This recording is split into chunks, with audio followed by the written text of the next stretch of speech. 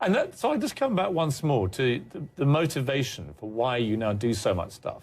Because I've learned that freedom is not free, and I found that the reason the whole world sucks and America sucks less is because the U.S. Constitution, the Bill of Rights, outlines an experiment where freedom rules the day of individuality, and that can only be secured by crushing those enemies that would take it away. So those warriors that put themselves in the face of that evil enemy, and anybody who would take away our individual rights and our individual freedoms, they're the enemy. They need to be killed.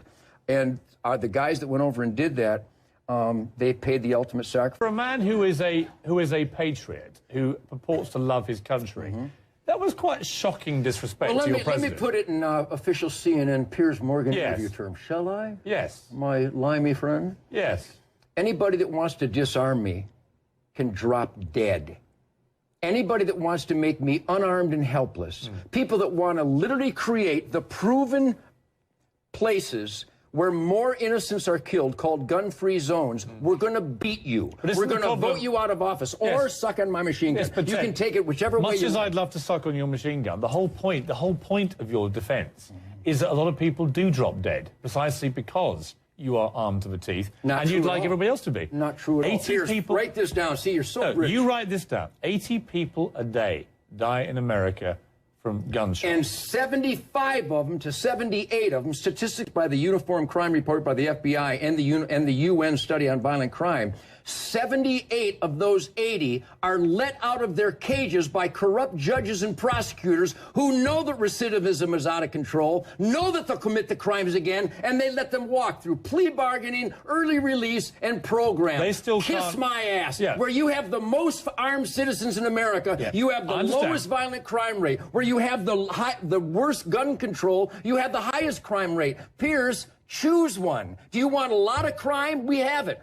Gun-free zones. Do you want less crime? We have that. More people with concealed weapons permit. Why do you guys resist that statistic? Well, don't say you guys. It's you guys. No. Well, unless you're playing the devil's advocate. I can play any advocate I like. You're doing a fine job. Right. You're playing the idiot's advocate here. That's not the idiot's advocate. More guns equals less crime. Period. Unless I'm wrong, and I don't want to kiss your ass at this point, if you don't mind.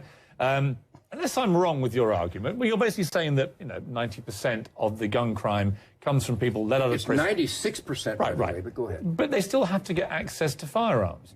If you had your way, there would be 10 times as many firearms, right? Not true at all. You want everyone in America to own a gun? Not at all. I've never said that. What's your position? And I got to tell you, what is your position? And I hope you don't edit this out. Whenever I've done interviews with guys that are inclined to be anti-gun, they always go, well, Nugent wants everybody to have a machine gun. Nugent wants all the deer dead. What does Nugent want? Not even close. What do you want? What I want is the Second Amendment. We the people, free individuals to have the right to keep and bear arms for self-defense. Find fault with that. Well, I can find lots of fault with it. Name one. Well, the reality is... I'll write one down. Well, you end up with what happened to Gabby Giffords in Tucson out of this. That guy had gone through the cracks of the mental health system. That guy had given all kinds... How could he be allowed to get a gun? Because he fell through the cracks, and he didn't qualify to get a gun. He fell through the cracks. The cracks of the mental health system. Everybody knew, all his friends, his family was afraid of this guy, but they didn't report it. Nobody reacted to it. When you see a guy like that get open access to firearms because of the Constitution that you subscribe adhere to so much. How would you fix that? Well, I would certainly make it a lot harder for people like him to ever get near a firearm. And that's my argument with the gun lobby, is that it's always very, very aggressive. And even as you've just exploded with me, it's always a violent debate. And it's always like, I want the right to shoot anyone that comes near me who's threatening me. But it's always about that. This guy was unstable, but was able to go and get a firearm because they are freely available in this country. Now, and that's where I have a problem with it. Were you born in England? I was born in England. Okay, are you familiar with Ireland? I am. Is Molotov cocktails and C4 explosive, those legal in Belfast? They're terrorists. Are those items legal in Belfast? Well, I don't live in Belfast. Well, then I'll go ahead and educate you. Certainly They're banned in Belfast. They're forbidden in Belfast. Do you think anybody had a hard time getting them? If you want something, how about in New York City? It doesn't mean It'd take me 15 minutes for me to get a submachine gun in New York City from some paroled crack dealer. Let me spin the argument. Would you allow drugs then to be freely available? Not at all. What's the difference in the argument? Because drugs are 100% about reducing your level of responsibility, getting high, disconnecting. And I'm a cop. I've been a cop for 35 years. I conduct federal raids with the heroes of law enforcement in Texas. In every instance where there is violence, somebody's high on something. But they're not always in possession of a firearms. They do it with Buicks and bricks and fire and chainsaws and pipes. The guy who shot Gabby Giffords wasn't high. So it wasn't a factor. No, but he was mentally deranged. My point about the thread of your argument is you're saying there's a difference, isn't there, between you're saying guns should be made freely available. Right? No, there should be restrictions. Let me put something to you. If you think it's wrong, tell me.